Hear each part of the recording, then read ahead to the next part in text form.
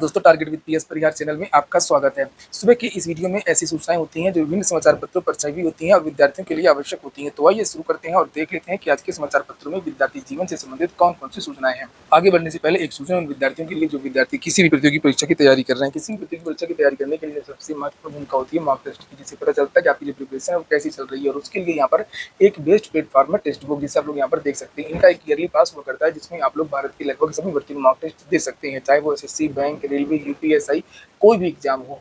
इसमें एग्जाम्स की अगर हम लोग बात करें तो लगभग 800 प्लस एग्जाम कवर किए गए हैं और मॉक टेस्ट की संख्या लगभग 80,000 है।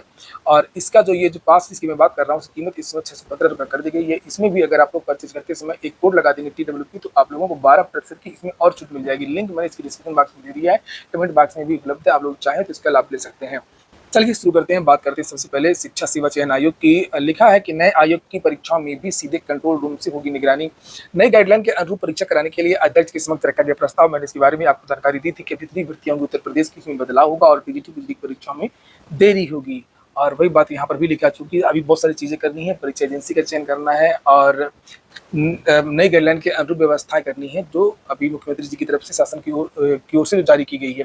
किस प्रकार के परीक्षा केंद्र बनेंगे, एक पेपर कितने प्रिंटिंग प्रेस में छपेगा, कहाँ छपेगा, बहुत सारी चीजें, तो उसी को लेकर के जानकारी यहाँ पर दी गई है।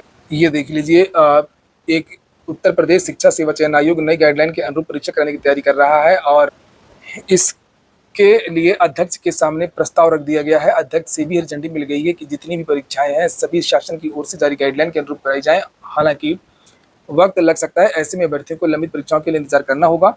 भर्ती परीक्षाओं में पारदर्शिता के लिए शासन की ओर से पिछले दिनों गाइडलाइन जारी की गई थी, जिसके तहत सभी परीक्षा केंद्रों में सीसीटीवी कैमरों की अनिवार्यता, सीधी निगरानी के लिए कंट्रोल रूम की स्थापना, 5 लाख से अधिक परीक्षार्थी होने पर कई पालियों में परीक्षा कराए जाने, एक ही परीक्षा के प्रश्न पत्र अलग अलग प्रिंटिंग प्रेसों में छपवाने सहित कई महत्वपूर्ण निर्देश जारी किए थे। आयोग की नवनियुक्त अध्यक्ष प्रोफेसर कीर्ति पांडे के कार्यभार ग्रहण करने के बाद पहली बैठक के एजेंडे में इसे शामिल किया गया। अध्यक्ष के समक्ष नई गाइडलाइन के अनुरूप परीक्षा कराने का भी प्रस्ताव रखा गया है। आयोग के सूत्रों के अनुसार अध्यक्ष ने प्रस्ताव को हरी झंडी भी दे दी है।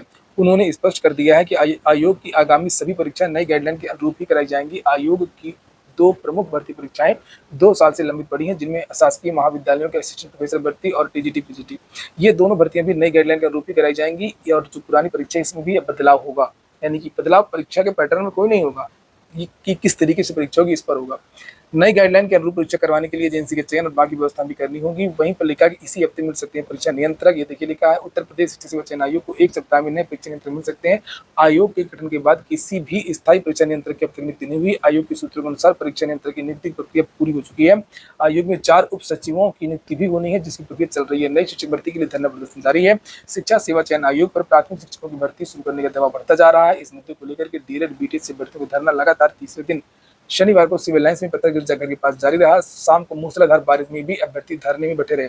डीएलएड बीटीसी संघ के अध्यक्ष विनोद पटेल का कहना है कि अगर 1 सप्ताह में प्राथमिक शिक्षकों के रिक्त पड़े 78,000 पदों पर भर्ती के लिए विज्ञापन और नया कैलेंडर जारी नहीं किया जाता है तो शिक्षा सेवा चयन आयोग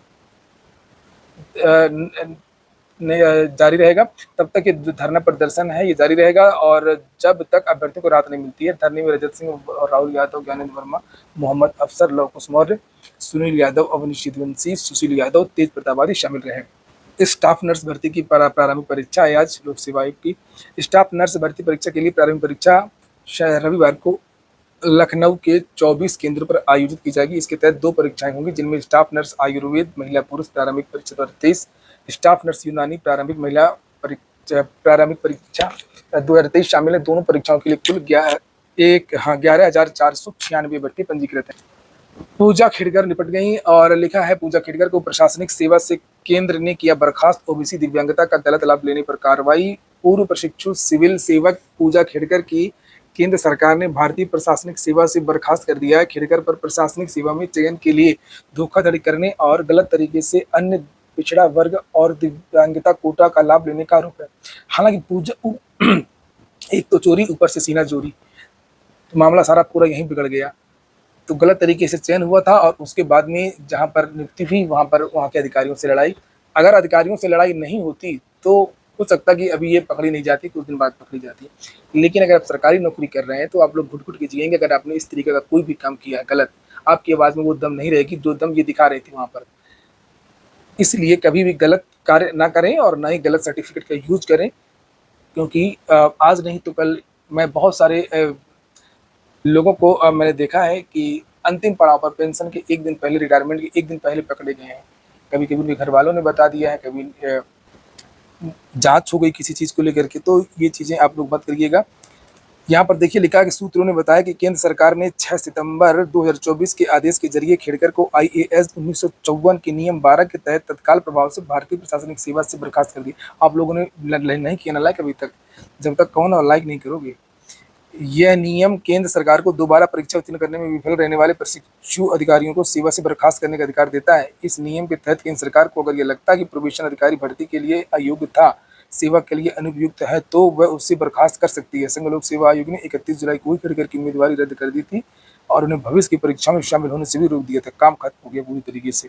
69,000 शिक्षक भर्ती, मुख्यमंत्री से नहीं हो सकी अभ्यर्थी की मुलाकात। 69,000 शिक्षक भर्ती में इलाहाबाद हाई कोर्ट की डबल बेंच के आदेश के अनुपालन के लिए आंदोलन कर रहे अभ्यर्थियों की शनिवार को मुख्यमंत्री से मुलाकात प्रस्तावित थी, किंतु कतिपय कारणों से यह मुलाकात नहीं हो सकी। अब आरक्षित और अनारक्षित वर्ग के अभ्यर्थियों की व चयनितों की निगाहें सोमवार को सुप्रीम कोर्ट में होने वाली सुनवाई पर टिक गई हैं। अभ्यर्थियों का नेतृत्व कर रहे अमर पटेल ने कहा कि पिछले दिनों हुई मुलाकात में मंत्री ओपी राजभर और जिला प्रशासन द्वारा शनिवार को सीएम से उनकी मुलाकात कराने की बात कही गई थी, लेकिन इस संबंध में उन्हें कोई सूचना नहीं मिली है। इस वजह से उनकी सीएम से मुलाकात नहीं हो पाई। दूसरी तरफ अब दोनों वर्ग के अभ्यर्थियों की निगाहें सोमवार को यानी कल सुप्रीम कोर्ट में होने वाली सुनवाई पर टिकी है। चयनित शिक्षकों व अनारक्षित वर्ग की ओर से दाखिल याचिकाओं पर सोमवार को चीफ जस्टिस ऑफ इंडिया की अध्यक्षता वाली 3 सदस्यीय पीठ सुनवाई करेगी।